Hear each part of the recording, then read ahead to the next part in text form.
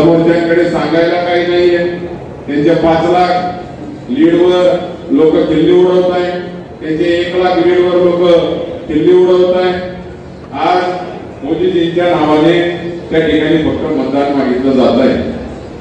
जळगाव शहरात आपण बघितलं असेल, आज फक्त मोदीजींचे बॅनर त्या ठिकाणी लागले, साधा उमेदवारांचा फोटो त्या ठिकाणी.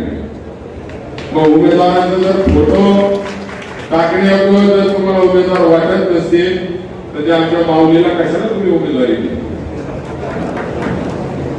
कशाला तुम्ही उमेदवारी देताना काय क्रायटेरिया लावला?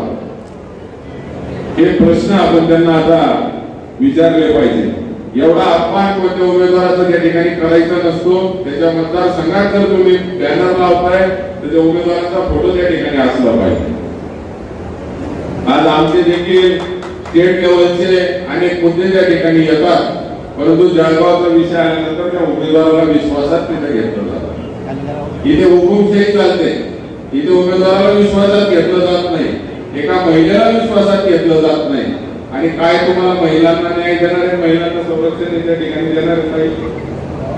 आमच्या अतिशय जळाईच्या महापौर या ठिकाणी बोलल्या, त्यांनी अनेक मुद्दे या ठिकाणी मांडले, परंतु मला आश्चर्य वाटलं नाही की आता मोदीजींचे फोटो आणि उमेदवारांचे फोटो त्याच्या मतदारसंघात हे कोणत्या पद्धतीचं राजकारण? आणि तुम्ही मोदींच्या नावाने मत मागा, त्याच्याबद्दल कोणता वाद नाही. गेली 10 वर्ष झाली आपल्याला मोदीजींच्या नावानेच त्या ठिकाणी मतं मिळत आहेत, परंतु लोक 10 वर्षात जे मिळालेले भारतीय जनता पार्टीकडनं जे आश्वासन आहे, ज्या गोष्टी, ज्या काँग्रेसला तुम्ही बदनाम केलं, भ्रष्टाचाराच्या मुद्द्यावर बदनाम केलं, हिंदू मुस्लिम हे वाद निर्माण करून तुम्ही मतं मिळवली, भ्रष्टाचाराच्या मुद्द्यावर तुम्ही मतं मिळवली.